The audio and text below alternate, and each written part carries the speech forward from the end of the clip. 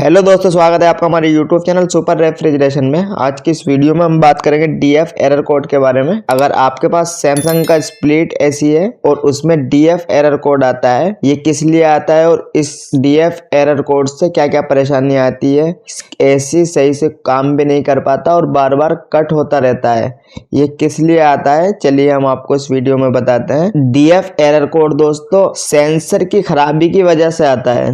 जो कूलिंग कोयल सेंसर होता है हमारा, अगर वो सेंसर खराब हो जाए तो उस कंडीशन में डीएफ एरर कोड आता है। एसी की कूलिंग कोयल पर आइस आती है, जिस वजह से भी डीएफ एरर कोड आता है। आइस क्यों आती है दोस्तों? इसमें क्या होता है, अगर एसी में हल्की फुल्की लीकेज हो जाती है, उसमें गैस कम हो जाती है, तो इंडोर की कूलिंग कोयल पर आइस आ जाती है। आइस की वजह से ही डीएफ एरर कोड आता है। कुल मिलाकर मान लीजिए कि आइस की वजह से ही एसी में डीएफ एरर कोड आता है। आइस भी ना आती हो या एसी ब्लॉक हो जाए जब आइस जम जाती है। आइस जमने के भी कई कारण होते हैं दोस्तों, या तो गैस कम होती है या एसी बिल्कुल ब्लॉक हो जाए तो तब आइस जम जाती है। ब्लॉकिंग का मतलब ये है कि एसी सामने से गंदा हो जाए, आपने काफी टाइम से सर्विस ना कराया हो, जिस वजह से भी एसी में डीएफ एरर कोड आता है। डीएफ एरर कोड में क्या होता है दोस्तों, एसी हमारा चला 10-5 मिनट चला या 15 मिनट चला, 20 मिनट चला, डीएफ एरर कोड आया